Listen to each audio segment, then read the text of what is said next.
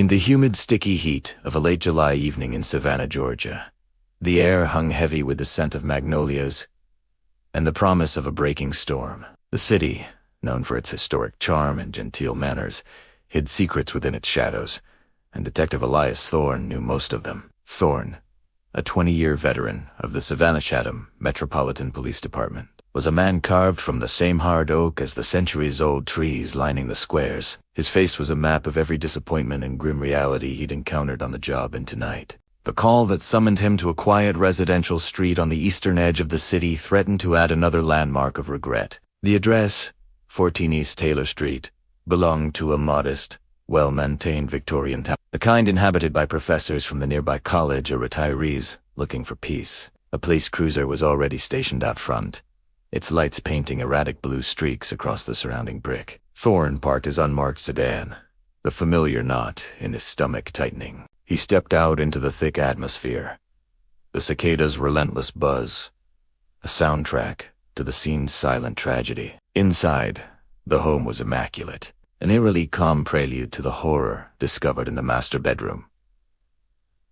Dr. Evelyn Reed, a beloved local pediatrician known for her unwavering dedication to the city's underprivileged children, was found deceased, the victim of a single, precise gun wound. The initial scene offered no immediate clues. There were no signs of forced entry, no obvious struggle. Everything seemed exactly in its place, except for the life that had been violently snuffed out. Evelyn had been discovered by her husband, David, returning from a 3-day medical conference in Atlanta. He was sitting on the stairs, his head buried in his hands, fully distraught, his initial statement to the first responding officer barely coherent. As Thorne surveyed the room, his eyes scanning for the anomalous detail, he found it not in what was present, but in what was missing. Evelyn's jewelry box, known by friends to contain significant heirlooms, was left open on the vanity. The costly gold necklaces and diamond earrings remained untouched. Instead, a silver locket, a cheap, worn piece she always wore,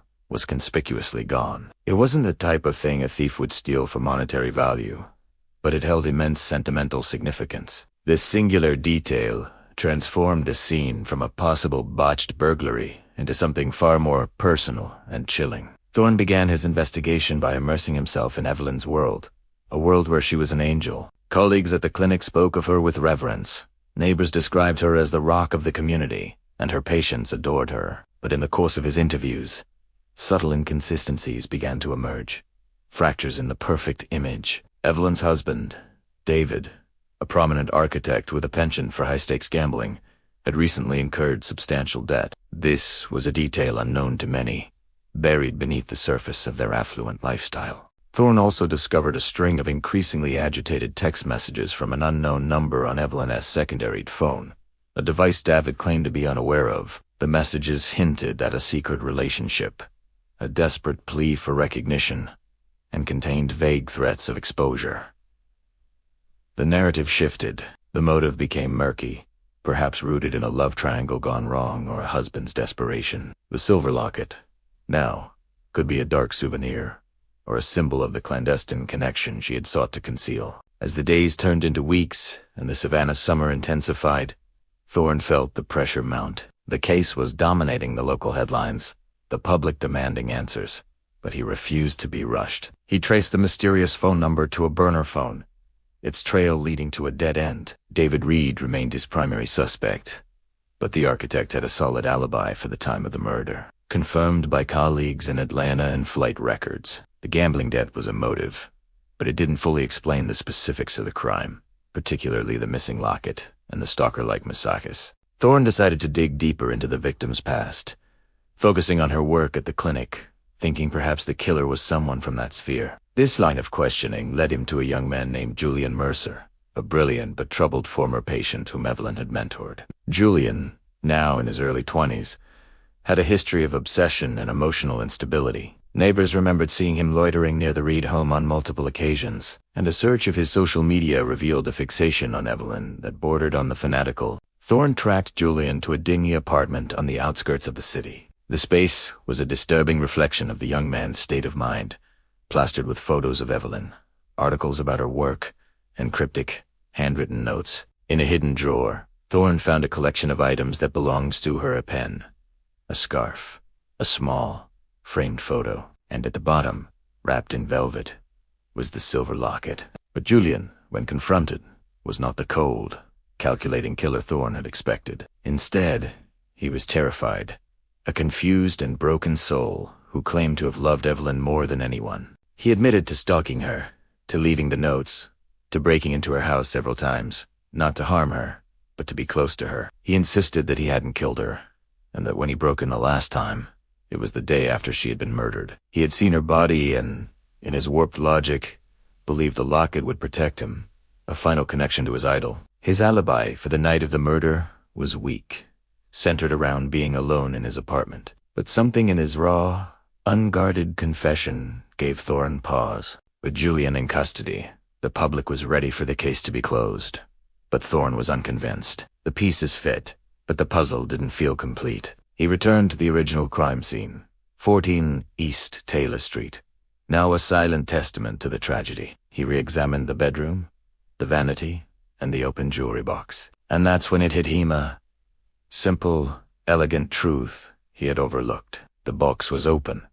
The valuables were inside, but it was not messy, as if rummaged through in a hurry. It was displayed, almost like an exhibition. This wasn't a scene altered by a panicked intruder or an obsessive stalker. This was a scene constructed by someone who wanted to tell a specific story. Someone who knew precisely what they was doing and who they wanted to frame. Thorne thought back to David's initial interview, his distraught performance on the stairs. He remembered how David had immediately pointed out the missing locket, as if to ensure it wouldn't be missed. It was a detail too convenient, a clue too perfect.